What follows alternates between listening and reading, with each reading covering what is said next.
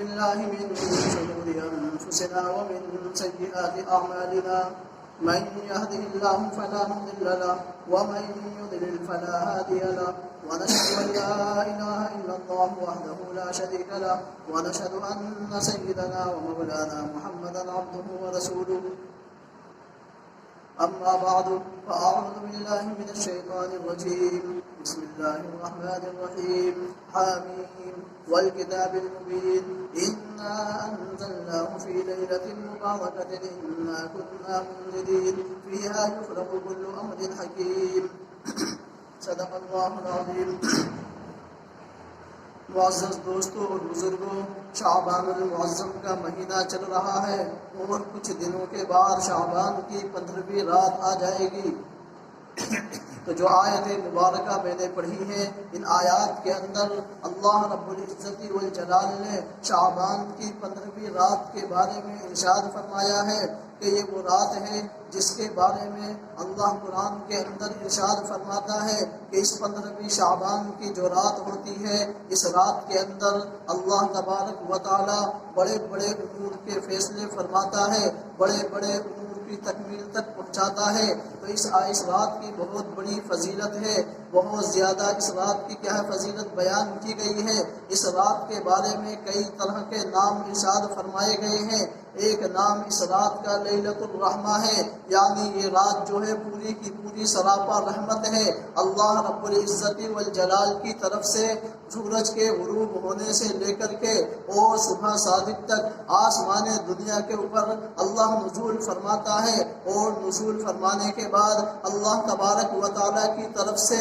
بندوں کے اوپر رحمت برستی رہتی ہے۔ اور رات کے اندر تو آخری شب کے اندر اللہ کی رحمت کا نزول ہوتا ہے، لیکن اس رات کی خصوصیت یہ ہے کہ پوری رات مغرب سے لے کر کے صبح صادق تک اللہ رحمتیں نازل فرماتا ہے، برکتیں نازل فرماتا ہے۔ ایک دوسرا نام اس رات کا لیلۃ المبارکہ ہے، یعنی مبارک بھری رات ہے۔ اس رات کے اندر اللہ تبارک و تعالیٰ کی طرف سے بندوں کے متعلق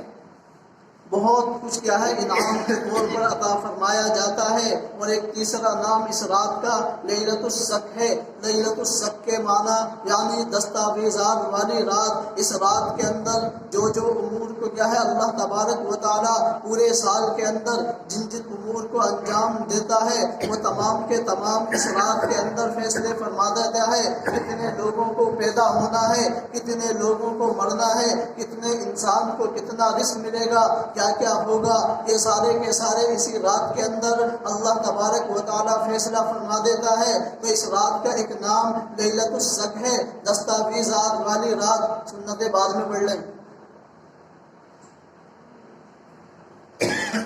دستاویزات والی رات ہے، تو بہت سارے نام اس رات کے دیے گئے ہیں۔ اور قرآن مجید کے اندر لیلۃ المبارکہ فرمایا گیا ہے کہ اس رات کے اندر اللہ نے قرآن مجید کا نزول فرمایا ہے۔ قرآن مجید کے نزول 3 ہیں۔ ایک نزول اس کا شب قدر کے اندر ہے، اور ایک شب قدر کے اندر کے بعد سے اللہ تبارک و تعالیٰ نے نبی کریم علیہ السلام کے قلب اطہر کے اوپر 23 سال کے اندر نزول فرمایا۔ یہ دوسرا نزول ہے۔ اور ایک تیسرا نزول اس کا یہ ہے کہ اس رات کے اندر قرآن مجید کے نزول کا فیصلہ ہو گیا تھا، تو 3 نزول ہو گئے۔ شب قدر کے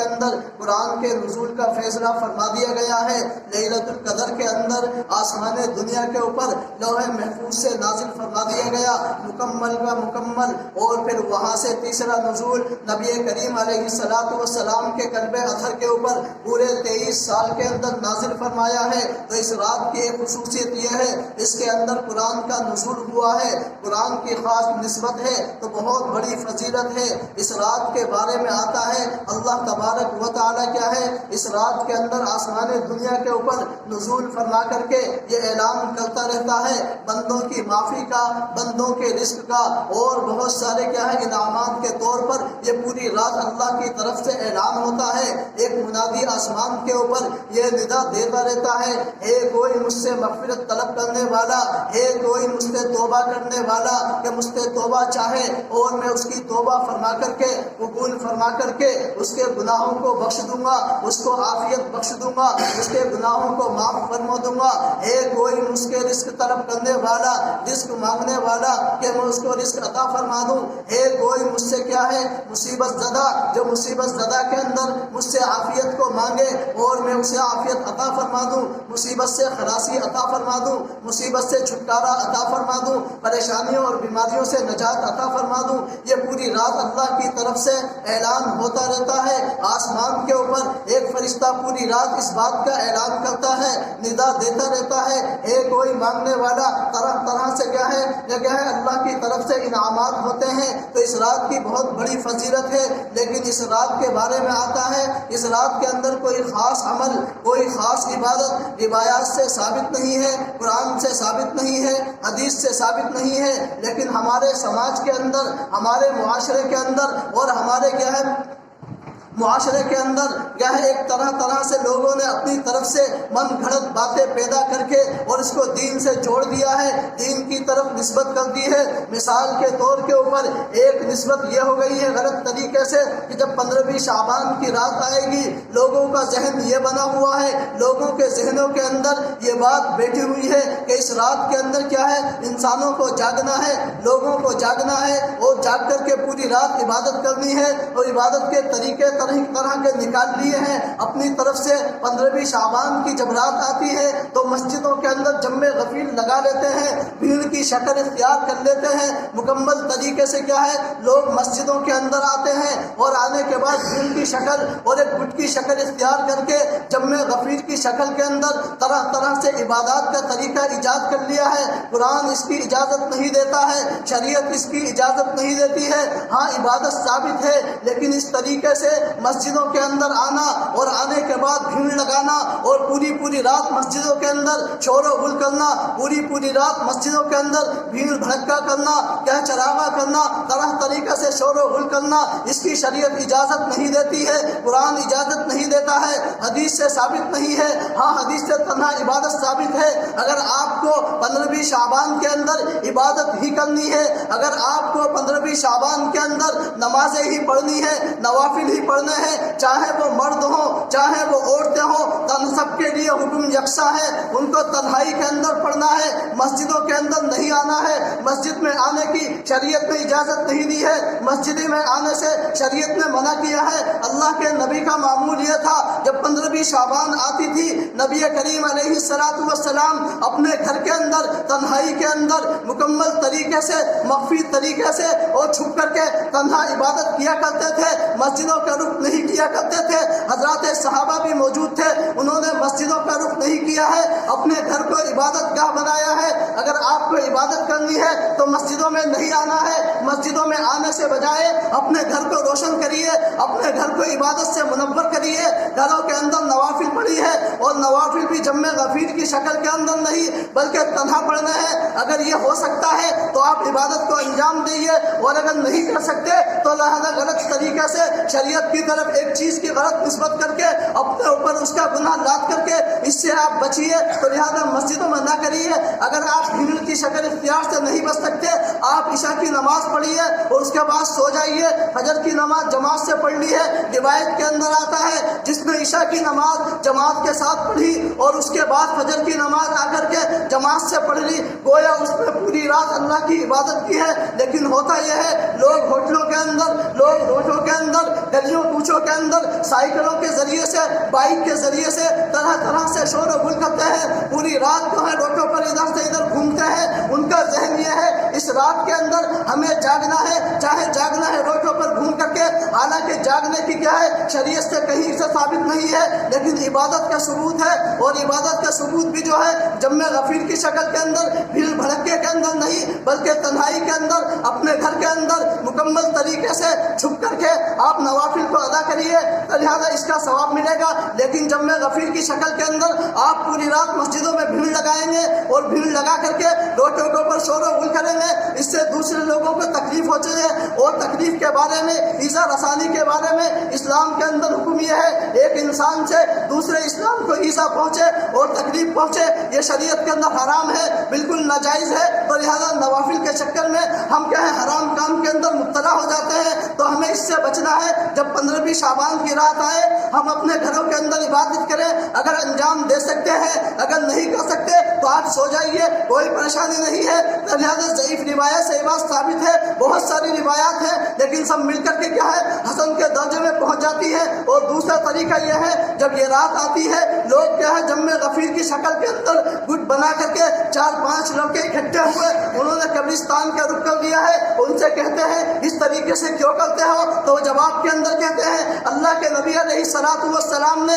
جب یہ شعبان کی رات 15ویں آئی تھی، اللہ کے نبی قبرستان کے اندر گئے تھے، تو میں کہتا ہوں اللہ کے نبی اپنی زندگی کے اندر ایک مرتبہ تشریف لے گئے تھے، تم تو ہر سال جاتے ہو اور ہر سال یہ کرتے ہو۔ اللہ کے نبی تنہا گئے تھے، تم بھیڑ کی شکل کے اندر جاتے ہو۔ اللہ کے نبی ایک مرتبہ گئے تھے، تم ہر سال جاتے ہو۔ اگر تمہیں حدیث پر عمل کرنا ہے تو تنہائی کے اندر جائیے، تنہا جائیے، زندگی کے اندر صرف ایک مرتبہ جائیے، تمہارا کیا حدیث پر عمل ہو جائے گا۔ لیکن ہر سال کیا ہے گوجوں کی شکل کے اندر لڑکوں کو اکٹھا کر کے بھیڑ کی شکل کے اندر قبرستان کے اندر چلے جانا، اس کی شریعت اجازت نہیں دیتی ہے، شریعت سے ثابت نہیں ہے، حدیث سے ثابت نہیں ہے، سنت سے ثابت نہیں ہے، اللہ کے نبی کے عمل سے ثابت نہیں ہے، صحابہ کے طرز عمل سے ثابت نہیں ہے، اس کی اجازت نہیں ہے۔ یہ ہم نے اپنے طریقے سے کیا ہے دین کے اندر اضافہ کر دیا ہے، تو ہمیں اس سے بچنا ہے۔ اور تیسرا طریقہ یہ ہے جو لوگوں نے اپنی طرف سے من گھڑت باتیں بنا کر کے دین کو نسبت کر دی ہے، دین کے اندر جوڑ دیا ہے،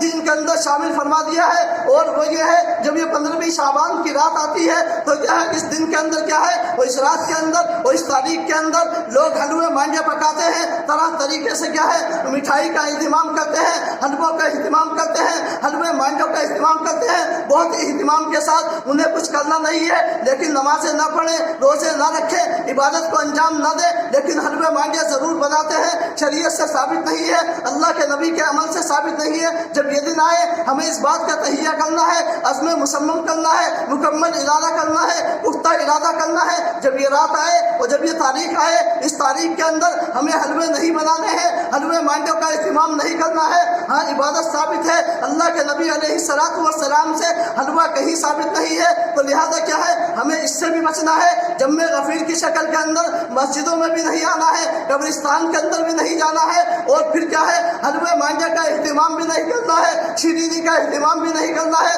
مٹھائیوں کا اہتمام بھی نہیں کرنا ہے۔ یہ ہم نے دین کے اندر، شریعت کے اندر، اسلام کے اندر غلط طریقے کی نسبت اللہ کے نبی سے جوڑ دی ہے۔ اور روایت کے اندر آتا ہے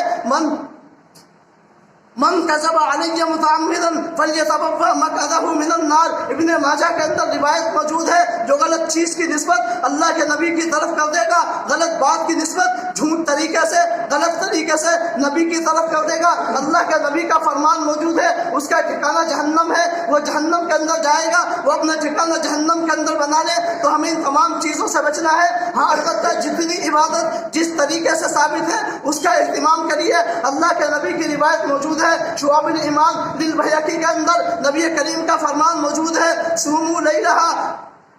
قوموا لیلہا وصوموا نہارہا۔ اس رات کے اندر کیا ہے قیام کا اہتمام کریے، نوافل کو خوب پڑھیے، جتنا ہو سکے اتنا پڑھیے، لیکن تنہائی کے اندر پڑھیے، چھپ کر کے پڑھیے، کمرے کے اندر پڑھیے، گھر کے کونے کے اندر پڑھیے۔ اور دن کے اندر کیا اگلا دن آئے وصوموا نہارہا، اس دن کے اندر روزہ رکھیے۔ تو لہٰذا یہ چیز ثابت ہے، لیکن یہ تمام کی تمام خرافات ہمارے معاشرے کے اندر، ہمارے سماج کے اندر، ہمارے کیا ہے طرح طریقے سے کیا ہے لوگوں نے ایجاد کر کے اسلام کے نام کے اوپر لوگوں کو بہکانا شروع کر دیا ہے۔ ان تمام چیزوں سے ہمیں بچنا ہے۔ تو لہٰذا حکومت کی طرف سے اور حکومت کی طرف سے بھی 15ویں شعبان کے سلسلے میں کیا ہے یہ حکم جاری ہو گیا ہے کہ لہٰذا جب میں غفیر نہیں کرنا ہے تو میں بہت اہتمام کے ساتھ، بڑی ذمہ داری کے ساتھ تمام حضرات سے یہ التماس کرتا ہوں اور یہ درخواست کرتا ہوں اور ہاتھ جوڑ کر کے میں آپ سے التماس کرتا ہوں، جب یہ 15ویں شعبان کی رات آئے تو مسجدوں کے اندر آ کر کے تقریب پھر اس آسانی کا سبب نہ بنے، مجھے بھی تکلیف ہوگی، آپ کو بھی تکلیف ہوگی، تو لہٰذا ہمیں اس سے بچنا ہے۔ کیونکہ اگر عبادت کرنی ہے گھر کے اندر پڑھیے، گھر کے اندر نمازیں پڑھیے، روزے رکھیے، سب کچھ کریے، قرآن پڑھیے، تسبیحات پڑھیے، اذکار کو کریے، ذکر و اذکار کریے، ہر ایک کریے، لیکن گھر کے اندر کریے، مسجدوں میں نہیں آئے، دوسرے لوگوں کو پریشانی ہوگی۔ اور میں ہاتھ جوڑ کر کے آپ سے التماس کرتا ہوں، تو لہذا مسجدوں کے اندر نہ آئے، تمام حضرات کیا ہے اس بات کا اہتمام کریں، عزم مصمم کریں، مکمل ارادہ کریں، پختہ ارادہ کریں، جب یہ 15ویں شعبان کی رات آئے گی ہم مسجدوں کے اندر آ کر کے نوافل کا اہتمام نہیں کریں گے، روزوں کے اندر نہیں گھومیں گے، گلیوں کوچوں کا چکر نہیں لگائیں گے، تو لہذا کیا ہے ہم ایسا کام اپنی طرف سے نہ کریں جس سے دوسرے لوگوں کو کیا ہے تکلیف ہو، اور جس کی وجہ سے کیا ہے اسلام بدنام ہو، اسلام کا نام کیا ہے غلط طریقے سے کیا ہے دوسری قوموں کے اندر، دوسرے مذہب کے اندر کیا ہے اسلام کا نام ہم غلط طریقے سے پیش کریں، تو ہمیں اس سے بچنا ہے۔ اس کی وجہ سے ہمارے اسلام کے اوپر، ہماری شریعت کے اوپر، ہمارے دین کے اوپر، ہمارے قرآن کے اوپر کیا ہے دھبا آ جائے گا، جس کا سبب ہم ہوں گے، ہمیں اس کا خمیازہ بھگتنا پڑے گا، تو لہذا ہمیں اس سے بچنا ہے۔ اس رات کے اندر ہمیں مسجدوں میں بھیڑ نہیں لگانی ہے، گھروں کے اندر عبادت کرنی ہے، اور یہ عبادت کیا ہے کوئی فرض اور واجب اور کیا ہے وہ نہیں ہے، بلکہ نفل کا درجہ ہے، اور نفل کے بارے میں کیا ہے روایت کے اندر کیا ہے اور فقہ کے جزیات سے یہ بات ثابت ہے، نفل روزہ ہے، نفل عبادت ہے، اور نفل عبادت کیا ہے اگر انسان کیا ہے نفل سمجھ کر کے، مستحب سمجھ کر کے اس کو انجام دے لے تو اس کو ثواب مل جائے گا، اور اگر نہیں کرے گا تو اس کے اوپر کوئی گناہ نہیں ہے، شریعت کی طرف سے کوئی دار و گیر نہیں ہے، کوئی پکڑ نہیں ہے، تو نفل کو کیا ہے نفل کے درجے میں رکھتے ہوئے ہم عبادت کا اہتمام کر لیں اگر ہو سکے، اور اگر نہیں کر سکتے تو ہم خاموشی کے ساتھ سو جائیے، لیکن ضروری نہیں ہے ہمیں نوافل ہی پڑھنا ہے، کیونکہ یہ مستحب ہے، اور مستحب کے بارے میں آتا ہے کوئی ضروری نہیں ہے، اگر کر لے تو ثواب مل جائے گا، اور اگر نہ کرے اور جو لوگ نہ کرتے ہیں ان کے اوپر کیا ہے عبرت کا نشانہ بھی نہ بنائے، تو لہذا ہمیں ان تمام سے بچنا ہے، شریعت کے دائرے میں رہ کر کے قرآن اور سنت کی روشنی کے اندر ہمیں اہتمام کرنا ہے، مکمل طریقے سے ہر اس چیز سے بچنا ہے جس سے اسلام کے اوپر، جس سے شریعت کے اوپر، جس سے مذہب کے اوپر، جس سے دین کے اوپر ذرہ برابر بھی حرف آئے، ذرہ برابر بھی انگلی کا اٹھنے کا امکان ہو، ان تمام سے ہمیں بچنا ہے۔ اللہ ہمیں عمل کرنے کی توفیق عطا فرمائے۔ وآخر دعوانا میری الفت مدینے سے یوں